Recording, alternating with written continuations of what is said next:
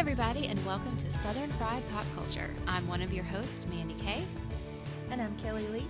Each week we're going to talk about our experiences of Southern culture through the lens of stories that are set in the South, feature Southern characters, or are Southern flavored in some way. And we're going to do it while we drink Southern drinks. So my drink tonight is, once again, vodka lemonade, because when you find something you like, you stick to it. So what are you drinking, Kelly? I am sipping whiskey and ginger ale because there is no way I can talk about this movie without whiskey. I think that's fair. On this show, our structure comes from our amazing theme song written by our friend Jazzy Bentley. We'll talk about the movie in 3 different sections: Southern culture in general, the bless your heart or problematic moments, and the things we loved that made us tickle pink.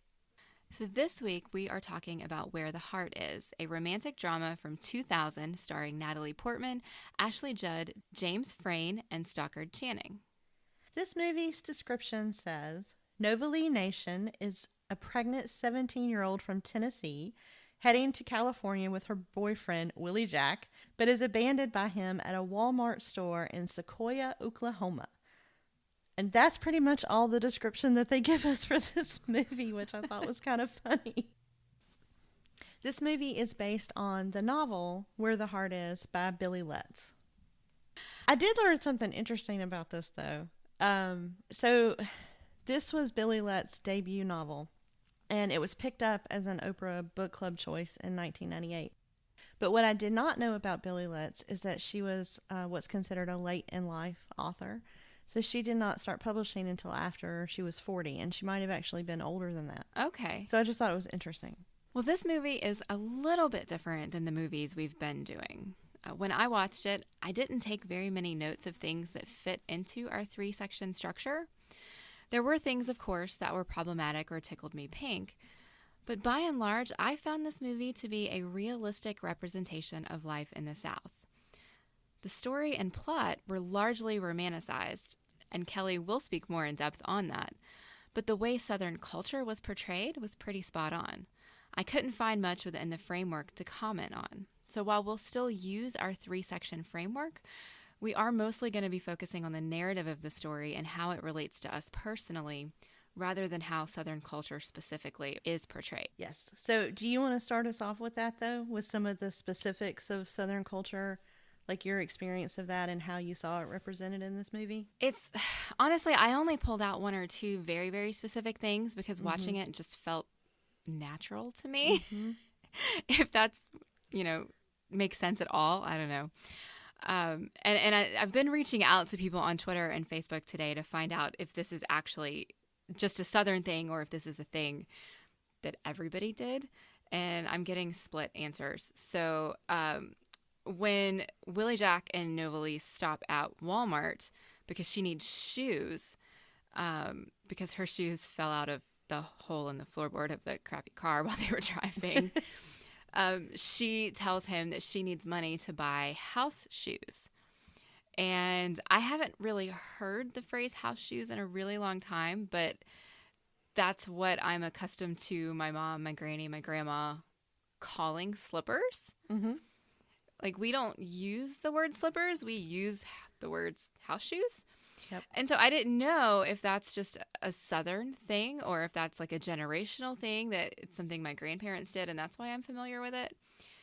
And I'm not really sure on that, but it did sound very, very familiar. And when I heard her say it, I thought, oh, yeah, that's what they always used to call them. Yeah, I think the older people in my family would have called them house shoes and I would call them slippers. Okay. Yeah. But if someone called them house shoes, I would know exactly what they were talking about. I don't wear them, so I don't call them anything. I did not used to wear them until I moved to Missouri where it gets freaking cold. And now in the winter, I have slippers because it's cold. So when I think of slippers, I think of like specific character slippers, like rabbit slippers, or somebody bought me canine slippers from Doctor Who. And those are slippers from Doctor Who. Oh, that yes. is adorable. I love it.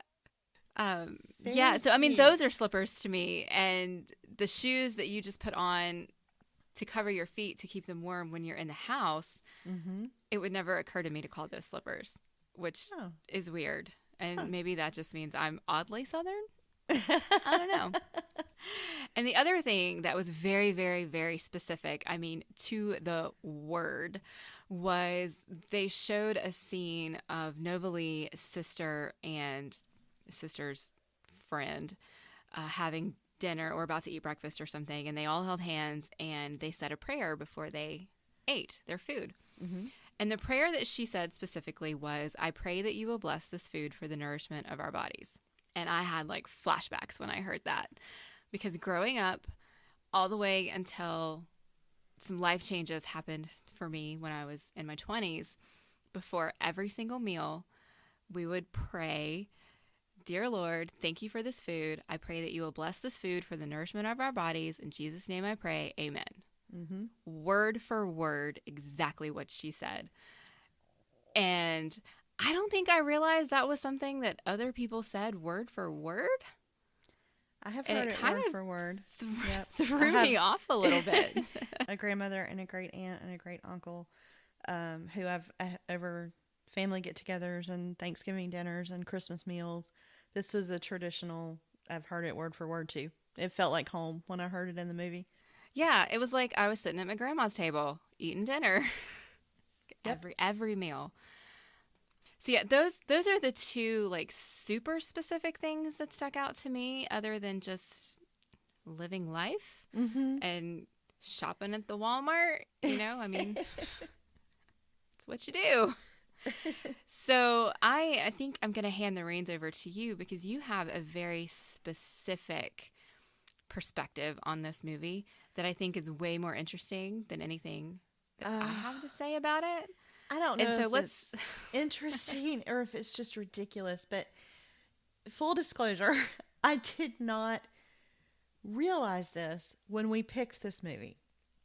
So, like, remember when we were making the list of the movies that we were going to include in this show, we said Where the Heart Is. I was like, yeah, I love that movie. It's a great movie. I haven't seen it in a while. It'll be fun to watch it again. And then I watched it. And then I messaged you and said, Mandi, I'm going to need a few more days. Like, basically, I had an emotional breakdown watching this movie. And you were like, Kelly, you're okay? It's just a movie. And I thought, oh my God. Like, I knew this movie was, like, I knew it resonated with me, you know, and I knew that there was a lot of personal connections to it. But I had no idea, like, what a real personal revelation this movie was for me until I went back and tried to watch it with this lens that we have. And what I've realized is that for me, Where the Heart Is a true Southern style fairy tale. And it's one that hits very, very close to home. So watching this movie is like ultimate wish fulfillment for me. And this fairy tale, hit me like a ton of bricks, or like a truck hauling bricks. And so, like, now I understand why I cry like ridiculous amounts every time I watch this. Aww. Because I was a young single mother and I was abandoned by my son's father, not at a Walmart, but I was actually abandoned by him once while I was pregnant at a gas station. Although he did come back and get me. But he played guitar, and he reminds me way too much of Willie Jack. And before my son was born, I was studying to be a photographer, and I had started shooting weddings. And I love photography the way that Novalee does. And I've actually said the exact line that she says about, I spent more on film than I got paid. Like, that was my experience of shooting, like, small town weddings or small events. And the big storm that we see in this movie, in my hometown, we have a traditional Mother's Day hurricane, like every year, or Mother's Day tornado, like a big storm that happens about that same time of year. And we see her climb out of the cellar to, like, face it head on and to look at it. And I have always wanted to do that. And I've actually always wanted to do it with my camera in my hand. It's just like this amazing connection to her and to being drawn to the same things that she was drawn to. But I never found an amazing magical town of people like the characters in this movie. And I sure as hell never found my soulmate in a library. And I have no idea what it would be like to have a man in my life who loves me and my child the way that Forney loves Nova Lee and Americus. But really, I don't think I could have imagined or written a more authentic Southern fairy tale than this movie. Absolutely. I mean, I agree with you 100%. I think that's why, from my perspective, the Southern piece of it is so authentic, because they are showing Southern life in a Southern town. It's just magical. Mm-hmm. And everybody lives happily ever after. And unfortunately, that doesn't generally happen in real life. Right. Well, and it's funny because it's set in Oklahoma, which I would not have thought to be Southern, you know. But with her being from Tennessee, I don't know if it's her Southern character but the whole thing feels Southern to me. Like if it didn't say the name of the town, I would have assumed it was a Southern city. Yeah, I didn't realize it was Oklahoma until almost at the end of the movie. When, I don't even remember when. Oh, it was when she was accepting the award. Yeah. For the tornado, or the aftermath of the tornado, when they were introducing her, they said she was from Sequoia, Oklahoma. Mm-hmm. I think that's the first time they said Oklahoma in the movie. And I didn't realize that it was Oklahoma. And so in that moment, I was like, huh, okay. Yeah. Right? Because exactly, it feels more like Tennessee than Oklahoma, and that may just be the magic that Nova Lee has around her. That's what I thought too. So it was like, nope, Southern fairy tale. She's a Southern princess. This is she gets her Southern fairy godmother. This is a whole Southern fairy tale, and I have no idea why it's set in Oklahoma and not somewhere in the South, but it feels Southern to me. So it's just headcanon. I'm rewriting it to be a Southern town. Yeah. So it's funny. When we started the show, we started with Steel Magnolias, and Shelby was my Southern princess, and she was the one that I wanted to be like. And I think it's interesting that we have a movie now that does that for you. Yeah, and I don't think it's a path that I wouldn't watch this movie and say, oh yes, I want to be like Nova Lee. Like, it's a hard path to choose, but watching it, like it would be, ultimate wish fulfillment for me. And like if you go on great literary loves, like great literary crushes, I've had two in my life. So one would be Calvin O'Keefe from A Wrinkle in Time, who was probably like my ultimate childhood crush. Like, this was the ultimate definition of love for me when I was little. Okay. And then Forney Hall in this movie. Like, this is, I cannot imagine a better representation of what love looks like than what we see in this movie between the two of them. And it just melts my romantic heart to a ridiculous level. And I know it's ridiculous, and I don't care. I will stand by it. Forney, the grumpy librarian. Now, he's not even the librarian, but Forney, the grumpy guy in the library, is my Prince Charming. Okay, I think that's semantics. He is the librarian. I mean, he's really doing all of the work of the librarian just because really of his sister. And I don't care if he finished college or not. He knows how to run that library. Exactly. Yeah. My Prince Charming, grumpy as he can be, and I love him. All right. Before we get too gushy about the fairy tale, why don't we go through some of the more problematic aspects and that made you want to say, bless your heart? Okay. So there were a few differences between the movie and the book that I don't really understand why they changed. So in the book, the problematic number for Nova Lee is 7, not 5. So Nova Lee was 17, she was 7 months pregnant, and she got $7.77 and change at the Walmart at the beginning of the story. But in the movie, they made it the number 5. So it just felt like an arbitrary change, and I don't understand why they did it. Yeah, I don't see a reason for that. Yeah, and it just kind of, I was like, why would you change that? And then a small change, but Sister's hair is supposed to be blue, And I wanted to see Stockard Channing with blue hair. Yeah, but it's Stockard Channing, so I can overlook that. Right. I know any Stockard Channing is good. But in the book, Lexi is overweight and always tries different diets. And then in the movie, they cast that character with Ashley Judd. Mm-hmm. And I'm sorry, but surely we have some fabulously talented, curvy women who could have played that role the way that it was written. And that would have made me happier. Yes, but this was 2000. And diversity was even worse in Hollywood in 2000 than it is now. So I don't give them a pass on that, but it was 2000. Yeah. And Ashley Judd is a really good actress. And she is. And I like her. She does the part really well. She does. And I do like her in this role. And if I hadn't read the book, it wouldn't have bothered me. Because I do like her in this role. Yeah. So, and then of course, speaking of Lexi, I do have to say, it doesn't quite match, like in terms of her medical training. I mean, she works in the labor and delivery ward of a hospital, and yet she seems to possess no knowledge of the human reproductive system. And she doesn't understand basic birth control. You know, she doesn't realize that if a man tells you he can't get you pregnant because he had the mumps, like, she's too strong and confident in other areas of her life to keep falling for the same sort of thing. And to keep getting pregnant over and over and over again is not a joke. And like, that part of her characterization bothered me. That would be a bless your heart. Like, really? Like, that, it just doesn't match. That lack of knowledge, given where she works, makes no sense to me. Yeah. I don't think they played the pregnancies as a joke, really, because she loved her kids and she took care of her kids and she was able to take care of her kids.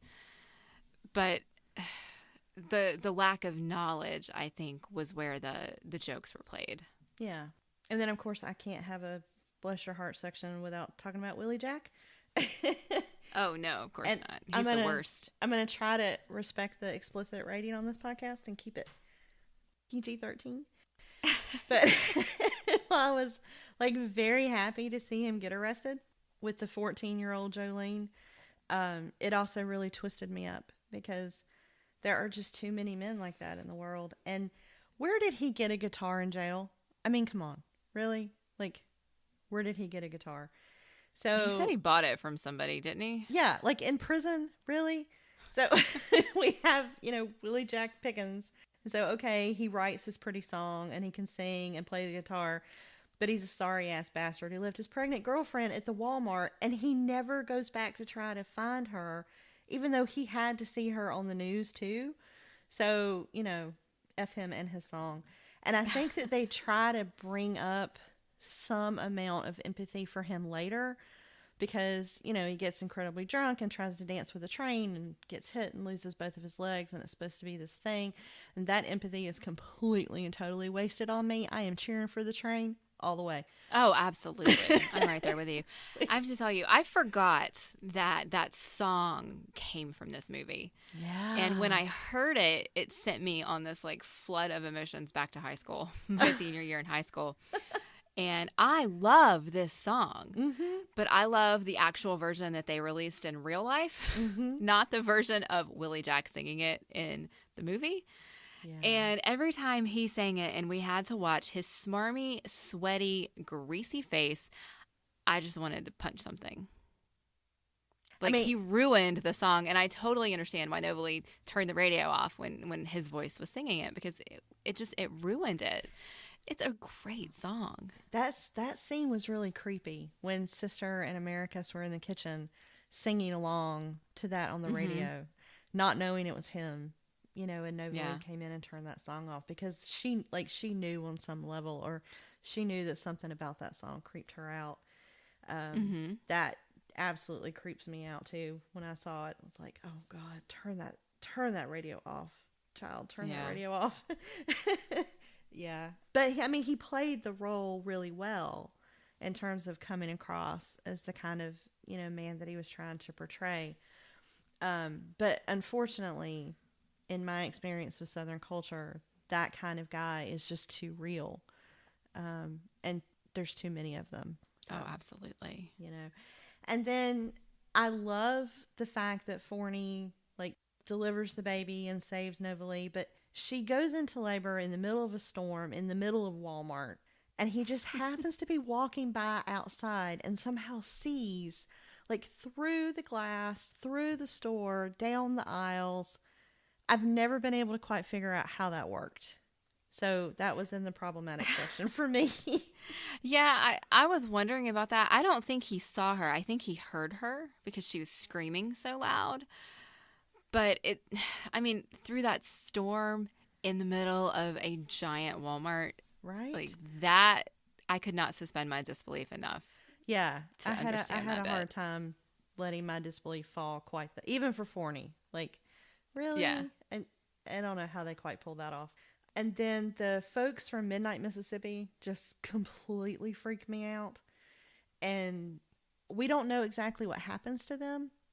So, you know, they're threatening Novalee. They're kind of stalking her. They're sending her letters. And then they show up in town and they steal the baby and they leave the baby in the manger, which I don't know what their plan is. Like, are they just hoping this baby's going to starve to death or freeze to death? I don't know. We don't know exactly how they're prosecuted or what happens to them. And so that always sort of felt like a loose end. And they were so creepy and that was so disturbing for me.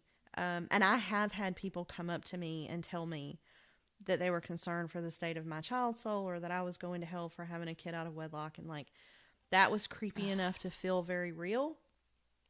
Yeah. But I wanted to know, like, I wanted that to be more wrapped up. And it didn't feel like it was. Did they even catch them? Yeah, they caught him. The police said that they caught him.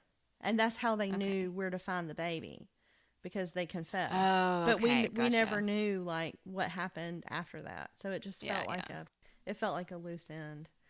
Yeah. And then the scene where Lexi's children are attacked and molested by one of her boyfriends is too much for me. Like, even though it happens off screen, the movie's kind of going on this great pace, and then there's that phone call from Brownie, and the movie takes this dark turn, and it's so hard to watch. And that part of the book was worse, and like, I literally was haunted, I think, by that part of the book for probably a year. Like, I've never been able to go back and reread the book because I cannot read that chapter again. Mm-hmm. And it's so hard to watch it. Now, I don't really think it's problematic. I think it's very well acted. And I think handling that part off screen was well done. It's just, for me, I just can't. It's too much. It's too hard. Yeah. And then my last, bless your heart, and I will die on the hill for this one. I hate the Walmart wedding. Like, Novalee and Forney do not get married in a Walmart. That is ridiculous. They should have got married in a library or at her house or on the back of a pickup truck or anywhere but a damn Walmart. Like, that is cliche and cheesy to the nth degree, and I hate it. Okay, but Novalee named her daughter Americus. I don't care. They should not get but married this is in a entirely Walmart. in character for Novalee. That's all I'm saying. No. This is who she is. I hate it muchly. It's fair. Everybody has their own opinions and are entitled to their own opinions. And I agree it's stupid because it's a Walmart wedding, but I find it to be entirely 100% in character for Novalee, and Forney would do anything for her. So it didn't surprise me, and it made me smile. So what about you? Are there any additional bless your heart or problematic sections? Well, so one of the things that I want to talk about somewhere in this episode, and I'm having a hard time figuring out where to put it, it has to do with that scene with Lexi's kids when they're attacked. Mm-hmm. And I put it in the tickled pink section because of the performance by Ashley Judd and by Novalee's answer to her. But it feels really wrong to put that in a section of things that I loved about the movie because it is about the abuse of children. And so I guess I'll talk about it now, even though I think it's not problematic because it's realistic when when Ashley Judd or Lexi is talking to Novalee about what actually happened, and she turns around and she looks at Novalee and she said, "How did he find me, Novalee? How did he know he could do that to us?" And that's the bit that makes me teary-eyed, because that's what happens. You know, men are not all men. There are men like this man who are predators and who look for women who they believe to be vulnerable. And to see this character able to express it so clearly really touched me, and also made me cry. But then as that scene goes on, you know, she looks at Novalee and she says, "What am I going to tell my kids about why this happened to them?" And Novalee's answer to that, I think, is the perfect answer. She said, "You tell them that our lives can change with every breath we take. We both know that. And you tell them to let go of what's gone. Because men like Roger Briscoe never win. And tell them to hold on like hell to what they've got. Each other. And a mother who would die for them and almost did. You tell them we've all got meanness in us. But we've got goodness too. And the only thing worth living for is the good. And that is why we've got to make sure to pass it on." and there just isn't a better response to that situation. No, it was a beautiful answer. And I think it really shows some of the grace and strength in Novalee. And it sort of leads to one of my questions that I had. And I didn't know what section to put this question in because it doesn't really fit anywhere. But I was curious about how a girl who has never been loved well, right? Novalee was abandoned by her mother, obviously did not have a lot of strong relationships. Then she was abandoned by Willie Jack. Despite all of that, she somehow held on to like a real sense of self. She has this grace. She has this strength about her, and she never lets it go. You know, even when she's sitting in front of the hospital in that wheelchair with the baby in her arms, having no idea where she's going, realizing that her mother has abandoned her, she doesn't lose it then. You know, she just has this sort of contained grace and strength. And I kept wondering watching the movie, like, how does that happen? How does she hold on to that? And you hear it when she answers Lexi, you know? And I don't know the answer to that. I was just curious if you have any thoughts on how she did that, you know, how she managed to hold on to that part of herself despite everything she'd been through. Because the only answer I have is that she's a fairy tale princess. And I don't think that that's a very critical or reflective or insightful answer. Well, okay, that's my first instinct too, is to say, I mean, I've already said that Novalee is magical, that she has a magic about her. And that comes from that Southern fairy tale that you were talking about. And so I definitely do think that that's a piece of it. But Novalee is a person who yearns for knowledge. And she reads a lot. If she doesn't know something, she goes and looks it up. And I think that her experiences in the world of books may be where she gets that from, because she sees something that she wants. And so she gives forth what she wants back. And that's total speculation because we really don't have any textual evidence for that. But that's really the only thing that I can think of that would be why she could be as wonderful as she is. One of my notes was just about how polite Novalee is. She always puts herself last. After her water broke in the middle of Walmart, she went and got paper towels and she cleaned it up while she's in labor. You know, she kept a notebook of everything that she took from the store so that she could pay Walmart back when she got on her feet. You know, it never even occurred to her that she wasn't going to be able to pay them back one day. Right.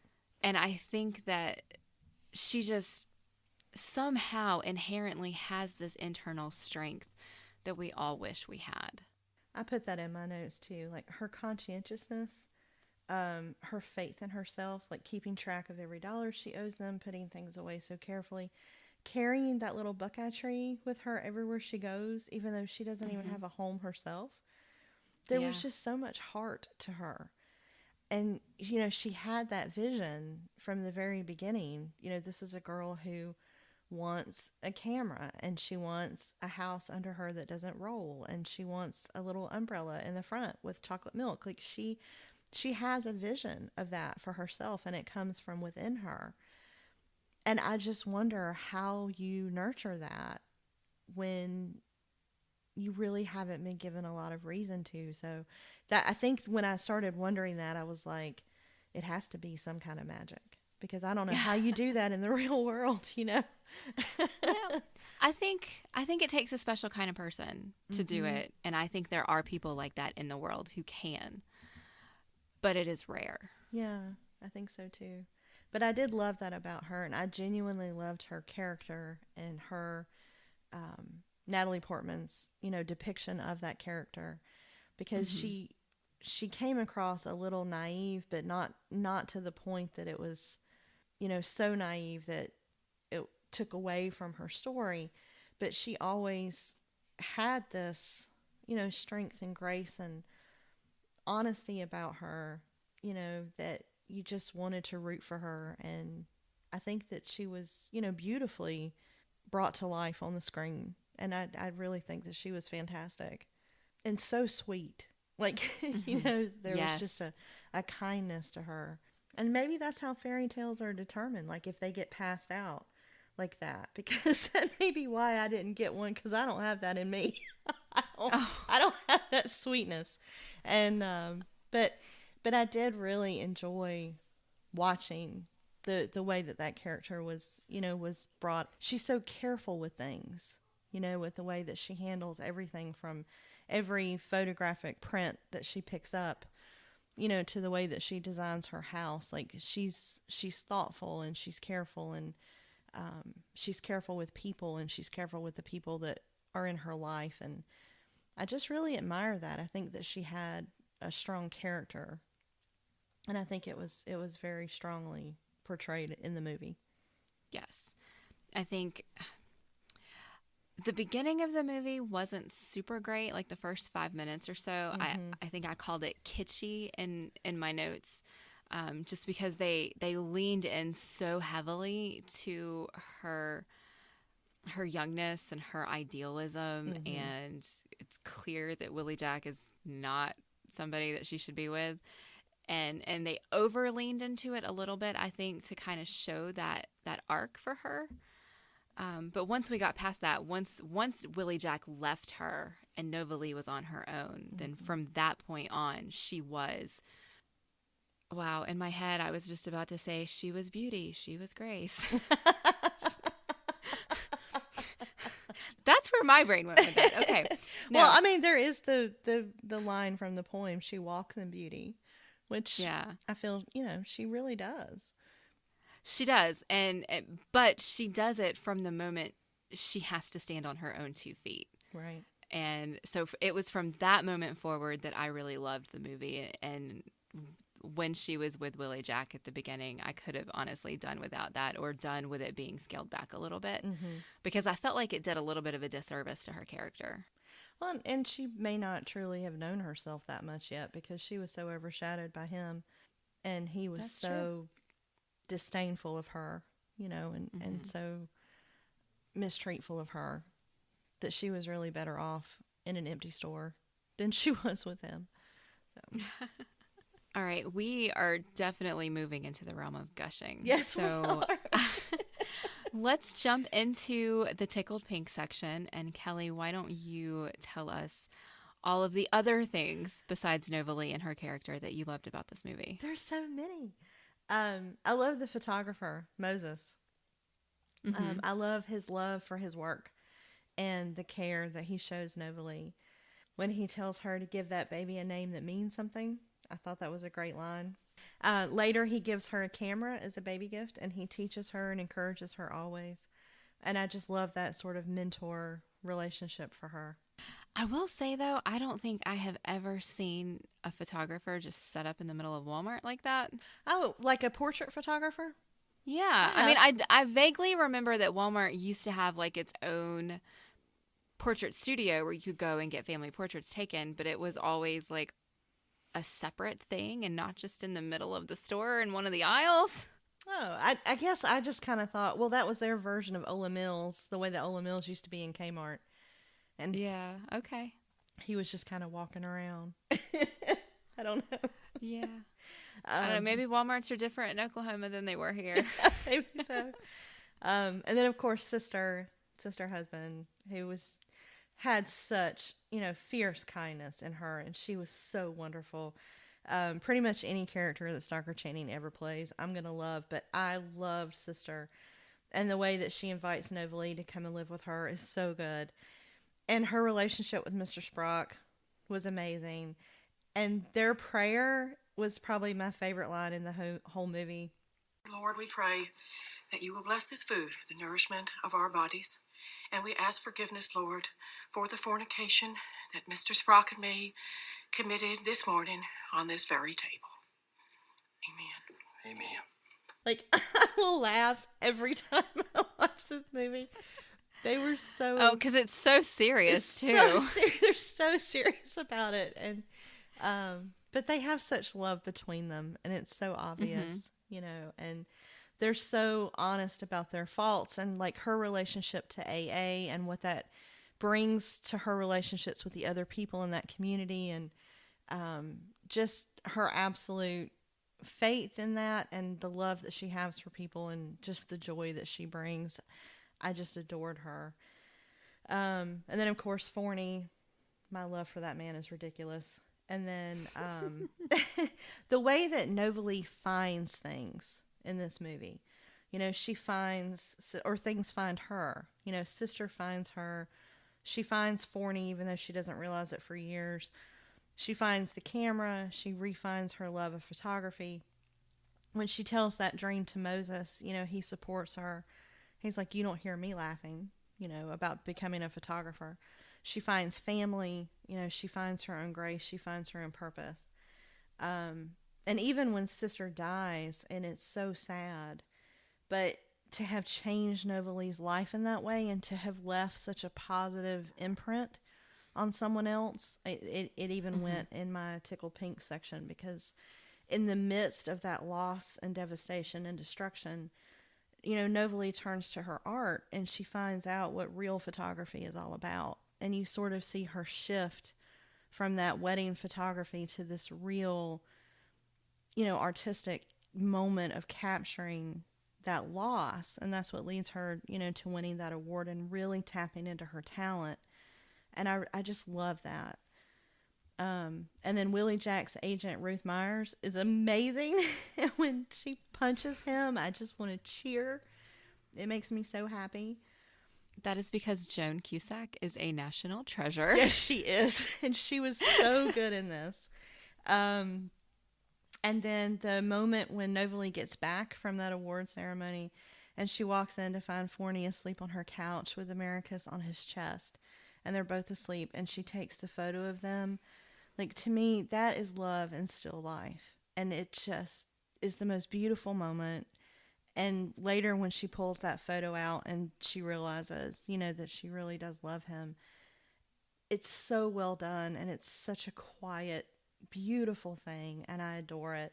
And then there's a song playing when she goes to find Forney at the college. And it's called Beyond the Blue. And it's Emmylou Harris and Patty Griffin. And they sang it together for this movie. And I don't understand why the song does not play for the entire movie. It should play for the whole 2 hours. The song is freaking amazing, and I love it. Because they had to have Willie Jack singing The Beat of a Heart for most of the movie. No. This song is so freaking good, and I absolutely adored it. And then to end on more romantic gushing, because I am a sucker, at the very end, Forney says to her, Novalee, there isn't anything better than you. And I fall apart every time. I am an absolute and complete wreck. And that line gets me, and it is ridiculous. And I fall for it every time I watch this movie. But I love it. Oh, yeah. I just love every it. time. Every time. I lied to you when you asked me if I loved you, and I said no.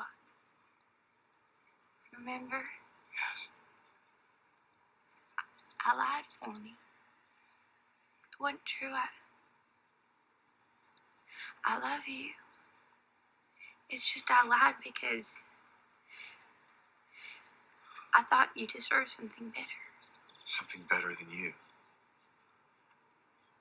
Novalee, there isn't anything better than you. I mean, happily ever afters are what I always want in my movies. I am a sucker. I am a hopeless romantic, and I don't care how many formulaic Hallmark romance movies I watch. I'm going to watch every single one of them, and I'm going to sit on the edge of my seat until they get their happily ever after. Because that's what I want. I want it in my life, but my life's not a movie, so it's not going to happen. So I want it in the shows that I watch. And even the movies that completely break my heart, when they can put it back together again by the end, I feel like those are the best kind of movies. Yeah, this normally is not my kind of movie. Like, I don't watch Hallmark movies. I don't watch like Lifetime romance movies. I don't watch the Christmas Hallmark Netflix movies. Like, this is not my genre. But there is something about this movie and that line, and it makes me feel so stupid, and I don't care. I freaking love it, and I will I will claim it here. I think it's beautiful and incredibly well done, and I just love it. So, what about you? What is in your tickle pink? What did you love about this? The only other thing that I really wanted to talk about was the found family that we get in this movie. I think, at the beginning, you said something about how you didn't find a magical town full of characters who love you like she did. And that is something I have always looked for. Not a whole town, obviously, but found family is such an intriguing idea to me. It's something that I aspire to. And anybody who's ever listened to me talk on my other show, Pop Culturally Deprived, every time we talk about a movie where there's found family, that's the thing that always gets me. And I'm starting to wonder, is found family a real thing, or does it only happen in the movies? Oh, no, it's a real thing. Is it really a real thing? Oh, yeah. I have it in my life. I believe in it completely. Okay. I think, I have found Twitter family. No, it's so real. I guess that counts. Oh, absolutely, it counts. Yeah, it counts. I definitely don't have this sort of found family physically, tangibly in my life, and every time I see it on a screen, that is what tugs at my heartstrings, and that is what makes me happy, even more than the romance most of the time. Mm-hmm.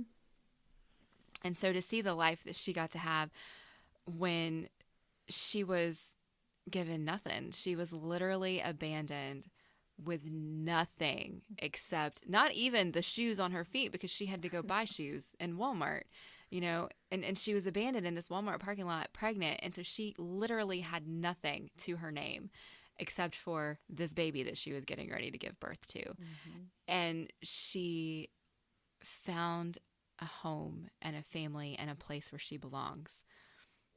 And that's always, always going to be a win for me when I see that in a movie. Yeah. Or read it in a book or anywhere. I cannot imagine, very fewer things scarier than going into labor all alone, other than going into labor all alone without a plan for what you'll do after the baby's born. So, yeah. I just cannot imagine how terrifying that must have been for her. And I can't. And I had very, very few people with me, but I can't imagine being completely and totally alone. That just would have been scary beyond the telling. Yeah. So, yeah. All right. Well, Do you have any other thoughts about this movie that we haven't covered yet with our extensive gushing? So many. It's ridiculous. I had a few, but I wasn't sure where to put them because they weren't exactly bless your hearts and they weren't exactly gushing. These are just like thoughtful things that I wasn't quite sure where to place. So as much as I dislike Willie Jack and as much as I was rooting for that train, he did get one very important line in this movie. And I think that when he said this to Novalee, it really motivated her to go and tell Forney the truth. Because before, Forney said, "Do you love me?" And she said no, which did drive me crazy because, girl, you don't walk away from love like that. Like, when he says, "I love you, do you love me?" you say yes. Like, that part drove me crazy. And I understand that she felt like he needed to go on to college and she didn't want him trapped in that small town and she didn't want him working at the factory and she thought he was throwing away her, his choices to be with her. So she lied, but I hated that part. But the person that ended up setting her on the right path ended up being Willie Jack. And that felt very, trickster universe magic ironic to me. But he said, "Why does anyone lie? Sometimes you tell a lie so big you change your whole life." And I thought, well, he gets one really good line. And so maybe I'm glad the train didn't actually kill him, just cut him in half so he could still deliver the line. But it was a really good point, I think, that the movie made. That sometimes you tell a lie so big. And if it's that kind of a lie, luckily Novalee was able to go back and change it. And Forney was still willing to listen to her. But I thought it was a really interesting thing that the story brought up. Yeah, I think when I was watching the movie this time, as the movie diverged kind of into two branches, we get Novalee's life as she's raising Americus, and then we also get to see what Willie Jack has been doing with his life.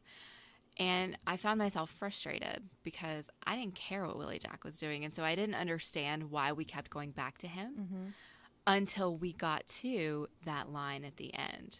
And you understand how their paths diverged and how they were brought back together and how Novalee needed that closure and also that push to get her to Forney. And it ended up being done kind of elegantly, I think. Yeah, I thought so too.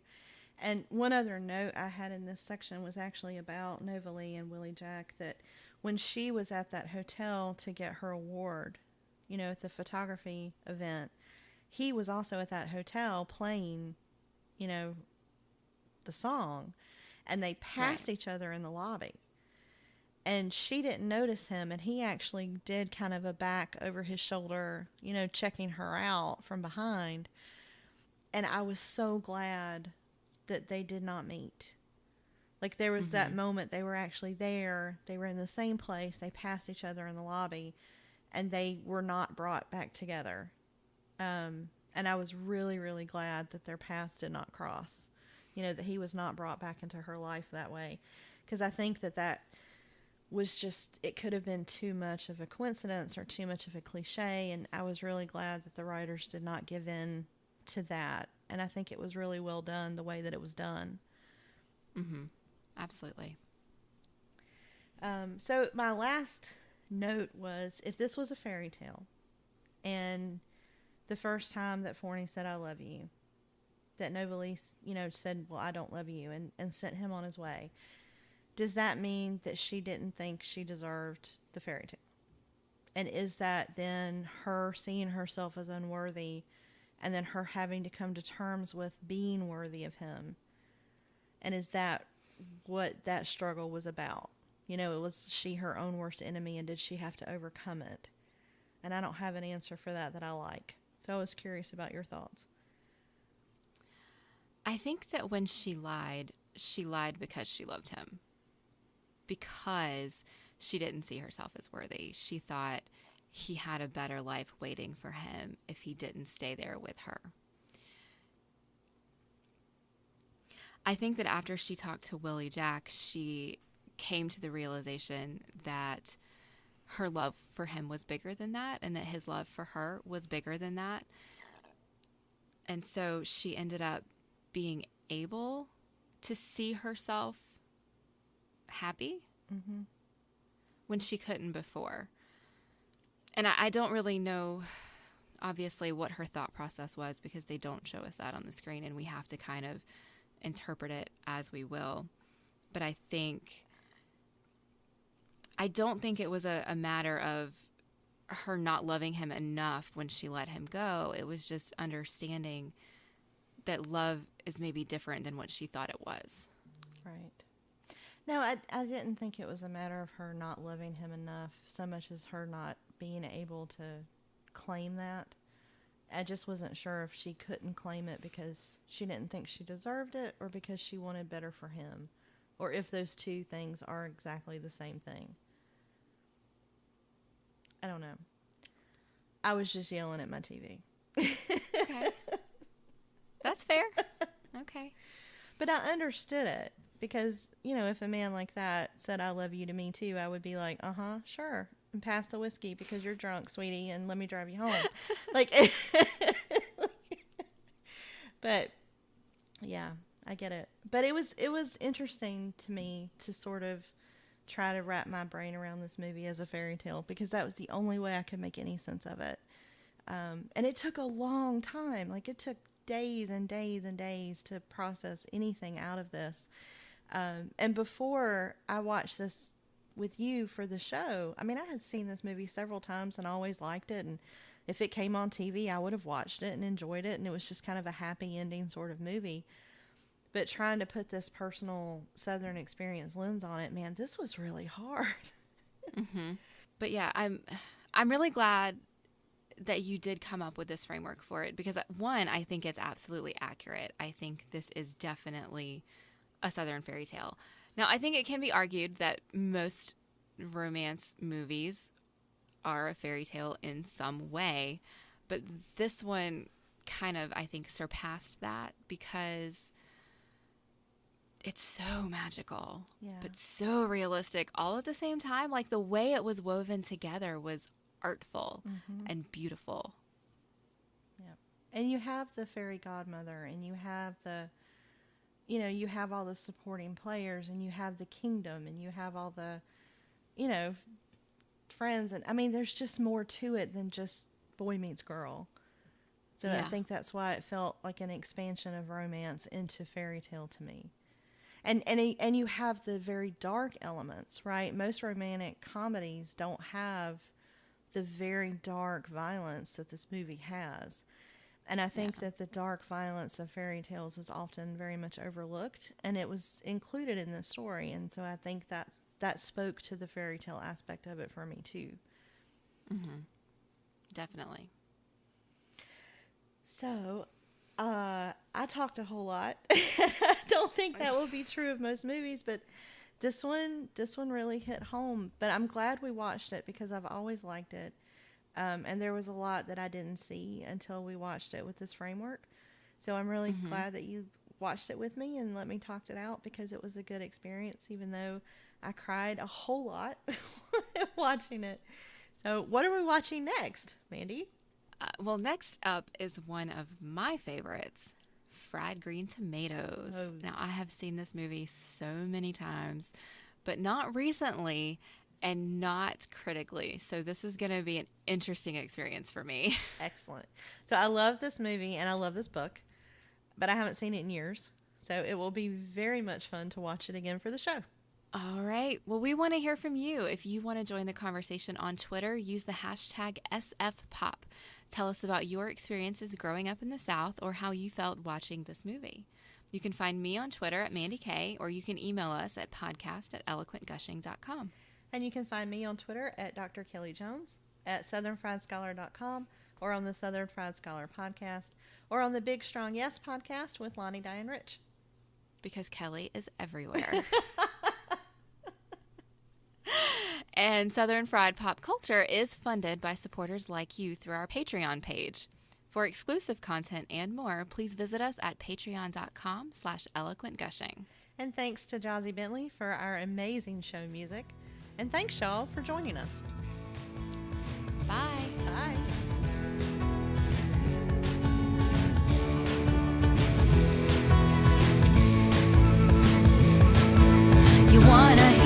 just what I think, but I don't walk around tickled pink. I've got a lot to say about today's modern art.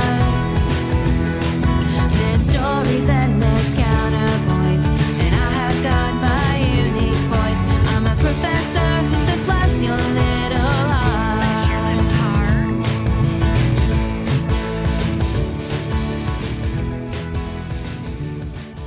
Southern Fried Pop Culture is an Eloquent Gushing production.